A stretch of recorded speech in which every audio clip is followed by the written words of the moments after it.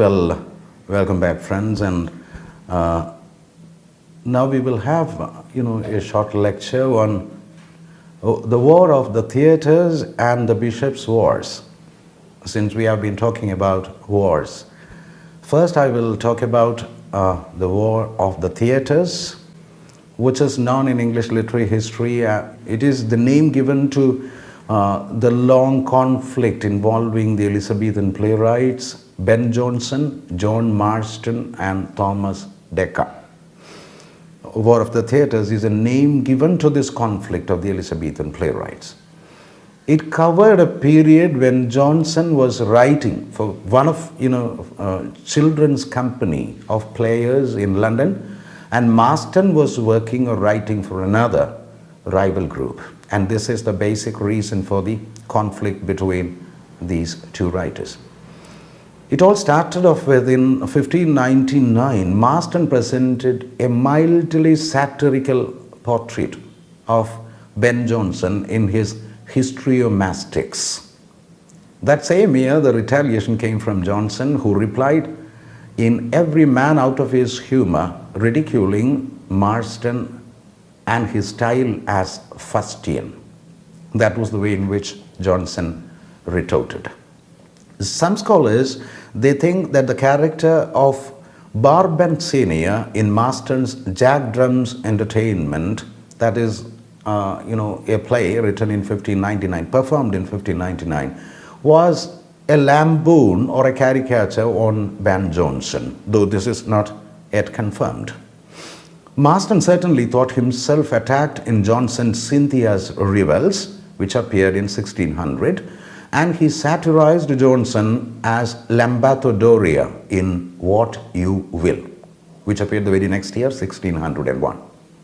Meanwhile, in Poetestar, which appeared in 1601, Jonson represented Marston as an inferior poet, look at the title, Poetestar, and a plagiarist. He also extended the attack to people who were kept away from the conflict. Dekker was involved. He was satirized as a hack playwright.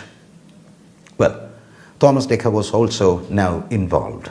Dekker replied with his Satyromastics in 1601, which lampooned Jonson as the humorous poet. Well, the quarrel had been patched up only by 1604 because, it lasted for more than 5 to 6 years, but finally it was resolved in 1604 when Marston dedicated the Malcontent, his work Malcontent, to Ben Jonson. Some scholars even see the quarrel was based on, a difference of opinion regarding the nature of drama written by these people, by these playwrights. But it was also sharpened by the intense competition that existed between children's companies at the time during Shakespeare's days. Even in Hamlet of Shakespeare, there is a reference to the fact that the adult actors were forced to undertake provincial tours because of the boys' popularity. And it throws light upon the fierce, intense nature of competition that existed between children's companies. That's all about the War of the Theatres. Now I move on to the second war, which is better known as the Bishops' Wars. The Bishops' Wars were waged in 1639 and 1640 in British history. The name refers to two brief campaigns of intense fighting between Charles I and Scotland, particularly the Scottish people, the Scottish army. The wars were the result of Charles' endeavor to enforce the Anglican religious practice and observances in the Scottish Church. And at the same time, the Scots, they were not willing to accept episcopacy or episcopal regimes. And, this was the basic reason which triggered the battle between Charles I, the English ruler, and the Scots, or the people of Scotland. In 1637, there was a riot in Edinburgh, which led to a kind of national resistance in the entire Scotland. And in 1638, in the month of November, the General Assembly at Glasgow set Charles's orders of implementing Anglican church services. These orders were thrown into pieces, torn into pieces, and immediately as a retaliation, Charles I gathered an English force and marched toward the border in 1639.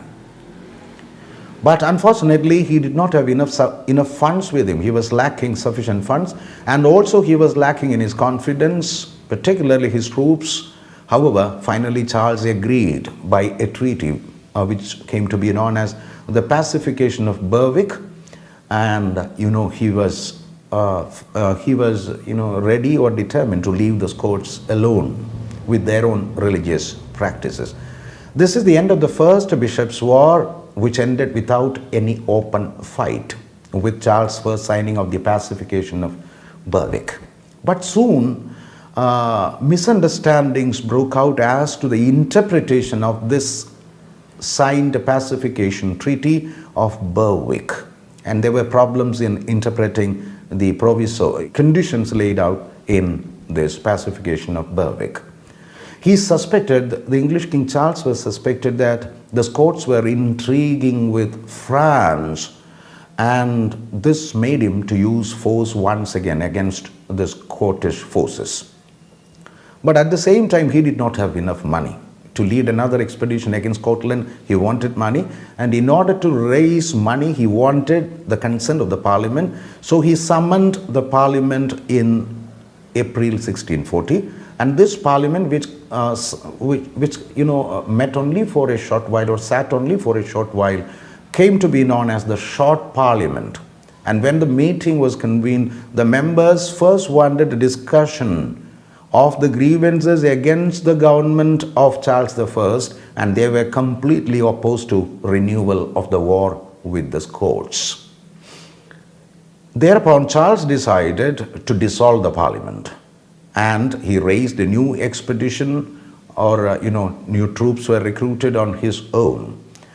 The subsequent military successes of the Scots in the Second Bishops' War and their seizure of the whole of Northumberland and Durham made it necessary for Charles to summon the so-called Long Parliament in November 1640, precipitating what is known as the English Civil Wars. So these two wars came to be known in British history as the Bishops' Wars. That's all about the wars.